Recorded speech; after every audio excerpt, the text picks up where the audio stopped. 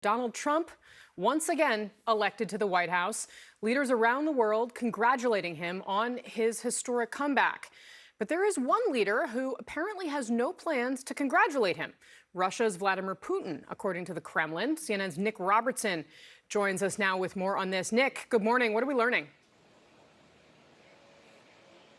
Yeah, this is coming from Dmitry Peskov, the President Vladimir Putin's spokesperson at the Kremlin. And he says this, when asked the question about why hasn't Vladimir Putin congratulated President-elect Donald Trump. And he said this: let's not forget that we're talking about an unfriendly country that is both directly and indirectly involved in a war against our state. So that is the Russian position on that. Now, Peskov was pressed by the journalists on his daily press briefing phone call. Well, isn't this going to put you in a bad and worse position with the United States? Because it's very clear, the implication in the question, that President Trump likes to get these congratulations early. We've heard from the British just earlier today. We've heard from many European leaders earlier today congratulating President-elect Donald Trump. And Peskov's answer was this, and he said, look, the relationship is really bad. How can it get any worse than it is already? And this is clearly a reference to something else that Peskov talked about in that phone call with journalists,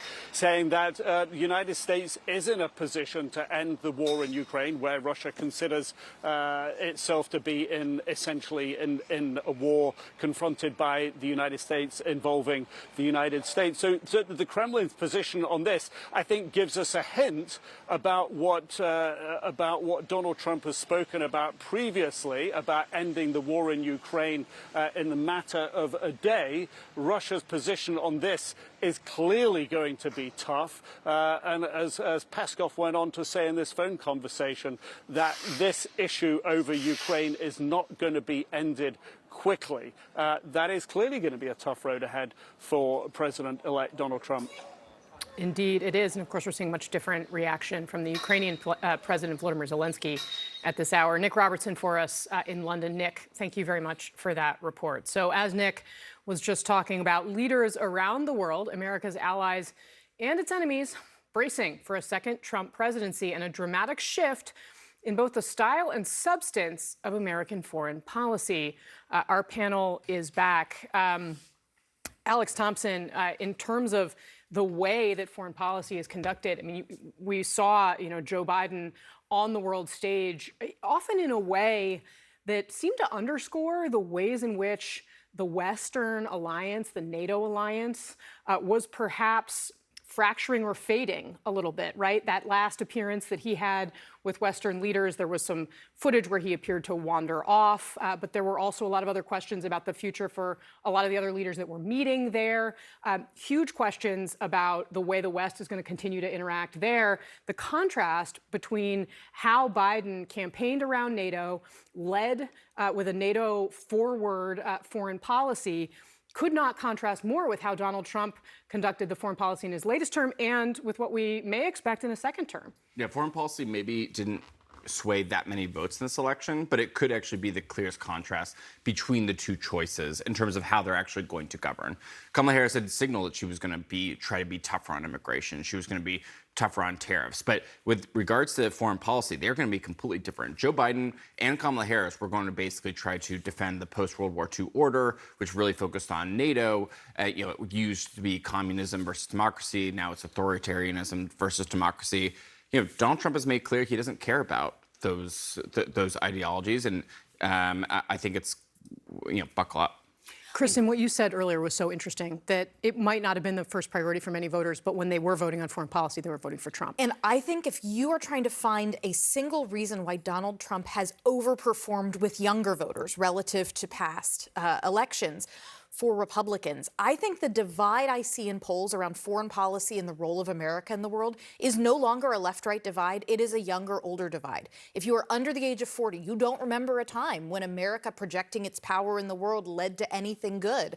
And so Donald Trump and J.D. Vance, when they get up and they talk about, warmongers, and they sound like they're Code Pink people from 2004, we've had a complete inversion of the way we talk about America in the world, the use use of the military, et cetera. It's totally a generational divide, and the parties have completely flipped. Well, just one small thing to add to that. I was really struck at the Madison Square Garden rally. You had the Republican crowd cheering for people criticizing the Patriot Act and criticizing the Iraq War, which the RNC had been held at Madison Square Garden just 20 years before. I think it's a sobering reminder to see within an hour of this network calling the race, we read a quote from Vladimir Putin where his team essentially slid a stack of chips into the pot and said, all right, Donald Trump, what are you going to do? Are you going to double down on us being an enemy state, or are you going to follow through with what you said on the campaign trail of trying to solve this in a week and getting both sides to get what they want and whatnot? It's interesting to see, but this is a big boys game. But It's also interesting. It will be interesting to see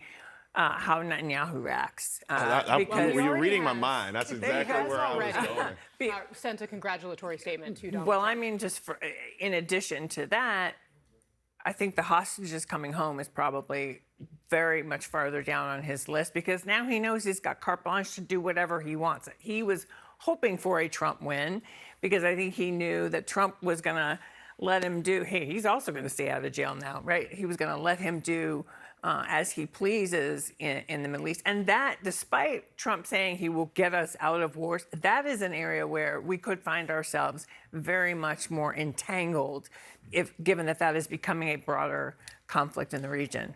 I actually, we saw some of the things early today, like Russia calling, or bomb threats, not I want to say the state of Russia, but bomb threats coming in Georgia that the Secretary of State said emanated from Russia. So you saw that play a role.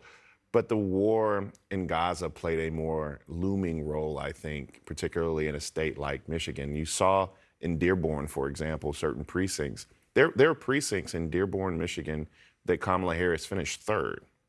I mean, you have Trump, Jill Stein, and then Kamala Harris finishing third in those precincts. I'm interested as we go through, I don't know if purge is the right word. I think that Republicans were going to go through a purge, Jeff. If Donald Trump would have lost, they were going to be able to have this kind of reckoning. I think Democrats are going to have this reckoning, and I'm interested to see how a part of our coalition, Arab American voters, those individuals who were pro-Palestinian, are going to analyze this race and what Donald Trump, Benjamin Netanyahu, and the impact that's going to have in the war on Gaza. Because I just go back to Jared Kushner saying that Gaza would be good beachfront property, right? And I'm interested to see how individuals who either set out or chose Jill Stein to punish the Democratic Party are going to reconcile that with what happens with Bibi Netanyahu.